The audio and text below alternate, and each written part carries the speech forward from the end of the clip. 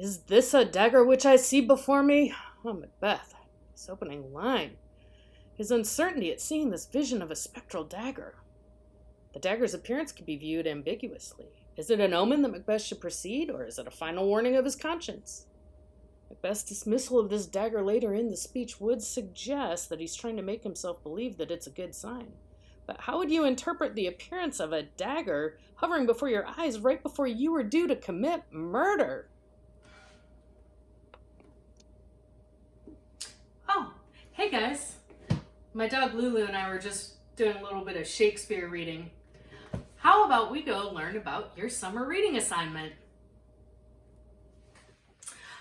Welcome, rising juniors. You made it through the year, and now we get to have another fun year together in English class. I think you guys are going to really like AP Language and Composition.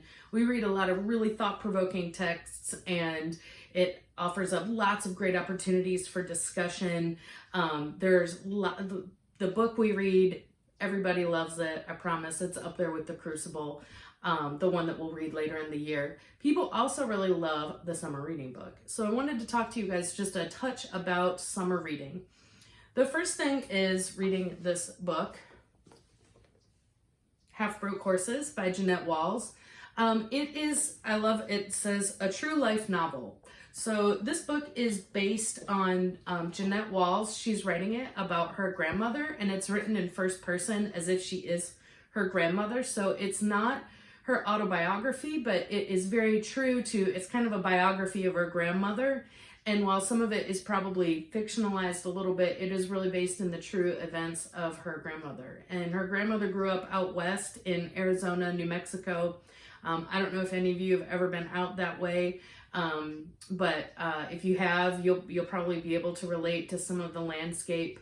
And it really follows her as a young girl all the way up through the time she has her own children. So I think you'll be able to relate to it a lot as well in terms of if you think about what you learned in AP history this year, it kind of follows along that, and you might see some evidence of the things that you learned about with Ms. Varnell.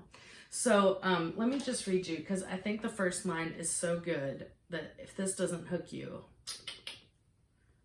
She says, those old crows, no, I messed it up. Those old cows knew trouble was coming before we did.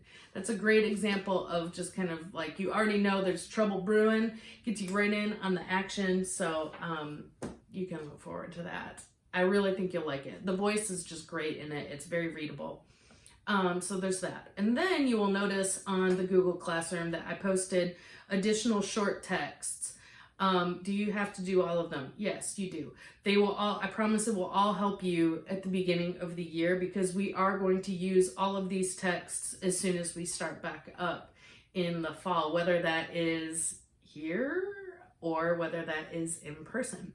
3 of the texts go together. You'll see that. Those are very kind of informational texts. The other ones tend to be a little bit more like personal narratives, and I think you'll like them. Again, I tried to pick interesting stories. The thing that you have to do with all of these texts is called a dialectical journal. Now, what that looks like is basically you will take a sheet of paper. Now, some people last year were able to figure out a way to do this on the computer to split it split the screen. I'm not good enough to do that, so if you want to do that, that's fine. I don't care if you do it digitally or on paper. But you'll basically draw a line down the middle of the sheet of the paper, and this is all explained if you look at the explanation on there. And basically you're kind of taking like short notes on one side and then kind of expanding on them on the other side. So you can look at it like, especially for connections. If it reminds you of something either that you've read before, that you've experienced before, that you learned in another class, it doesn't matter, jot that down. So people always ask, of course, how many do I need to do? Like, what should that look like? I would say just make it a habit to always have that kind of running tally as you're reading. The more you do it, the better off you're going to be. So I'm not saying like, I can't come up with like a specific number, but the more you do, the better off you'll be, and the more you're engaging with the text, because I promise you that we will be looking at some really tricky texts, and the more you get in the habit now of engaging in that deep way with them, the better off you will be. This book also, people always ask like, well, how many entries should I have? Again, I'm just gonna say you should have a running record of your reading. The chapters are not, this is another thing that makes it pretty readable. Like you can see like here, this chapter is like 1 page, you know. Am I saying you need to have 6 entries for those 3 paragraphs? No, not necessarily, but you know, just kind of keep up with that. I'm happy to answer any questions you have about that.